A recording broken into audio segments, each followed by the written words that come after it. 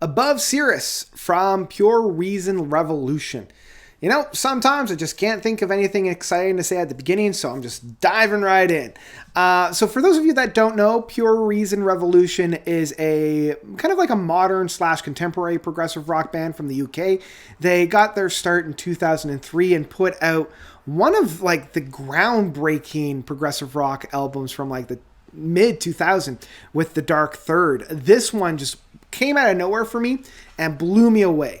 I love the Floydian aspect, but in a much more almost like hard rock grunge stylings. I love their ability to command rhythm and like styles in that case. Loved it. It was followed up by two okay records, Armor, Victim, Omnia, and Hammer and Anvil were fine, but it never really got to that same level that was The Dark Third. So they disbanded back in 2011 and actually came back in 2020 with Urpina. And Urpina was actually, it surprised me, especially with not knowing where their sound was going to go 10 years after their last album. And it kind of synthesized a lot of what they had done right and really left off some of the weaker points off of those other two albums that they had.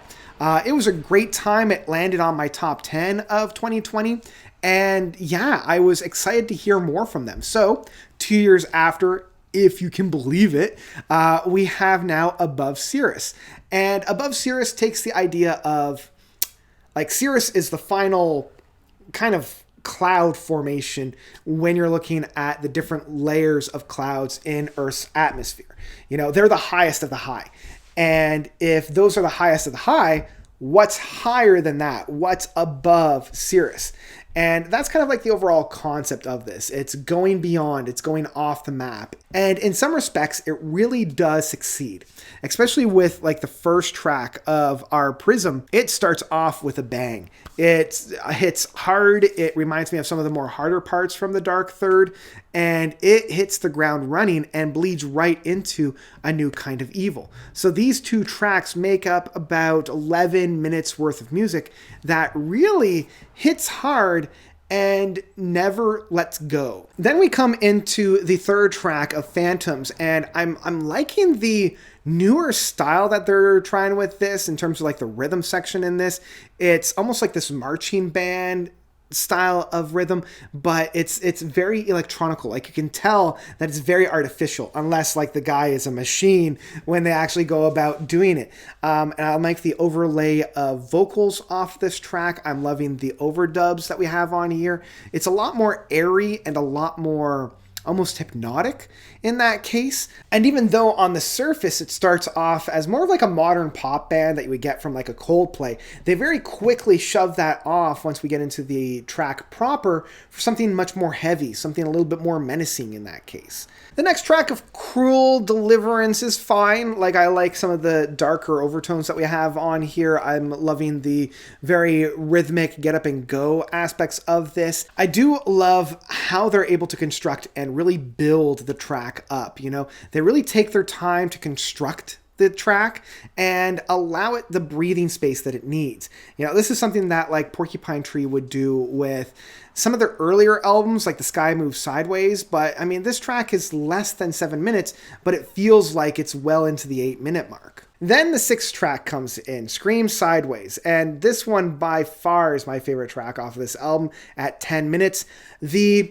I'm getting so many different flavors on this track, and it's reminding me of some of the highlights that I had from The Darker Third. I'm loving the chorus work on here. I'm loving that smoothie, sinister, kind of playful style that we have on here where they're sliding in and out of the minor tones to almost create like this villain song. And I'm loving the grooves. I'm loving the styles. And I do love how they don't just let this wilt away. You know, they take their time with it. They really play with it. And this song is the longest track at 10 minutes. And they really use that time very, very well. And then the final two tracks of Dead Butterfly and Lucid are pretty good, you know. I don't know. I'm kind of saddened that Scream Sideways was so good that the last two tracks kind of wilt in comparison. Now there's still a really good chugging moment off of Dead Butterfly. We're getting a lot of those more grungy overtones and soundscapes on there. I'm loving the driving force on it. It's reminding me of some of the classic Pure Reason Revolution stylings. And I do love how it blends very well into Lucid, so that we get about 13 minutes, maybe even 14 minutes worth of like real driven music in that case to end the album off. And Lucid takes its time once again to really build itself up into something very beautiful. It doesn't just hit the ground running like it did at the beginning with Our Prism. It does allow itself to kind of blossom. It allows itself to kind of open up and just allow the air to kind of ferment the overall notes of the album, to allow it to really like create this bouquet of great music in that sense. I do wish that they ended a little bit stronger than what we have with Lucid, but it's still a great way to end off the album. So yeah, overall, this album is intense, it's short, it's punchy. If I had one kind of criticism, it is that it is a little bit disjointed in terms of quality. The album opens up so strongly with Our Prism and The New Kind of Evil, and it does peter out a little bit with Phantoms and Cruel Deliverance, and it isn't until we get into Scream Sideways that I'm really back engaged in the album. And then the last two tracks of Dead Butterfly and Lucid, it's fine. It just kind of leaves me a little bit cold just because of how amazing Scream Sideways is. But overall, this album met the expectations that I had, especially with Upina being the previous album from here. We're getting more of the same, but a continuation, a development of their sound. And in my mind, it is both as strong, but also has some of the weaknesses that I had from Upina, because this one just has a little bit of a disjointed quality from start to finish. You know, like when it hits hard. It's just you do have to wade through a handful of tracks along the way to get to it. So yeah, it's for that reason that I will happily say that Above Cirrus from Pure Reason Revolution is still one that I would absolutely download. Those tracks that are on here that hit hard, really, like, it justifies picking up this album in physical format. But for me, I just feel as though in terms of like a start to finish record, I just wanted a little bit more consistency in terms of quality. But that's all I've got for Above Cirrus from Pure Reason Revolution. What did you guys think about this album? Did you love it? Did you hate it? Whatever you thought, please let me know by commenting down below.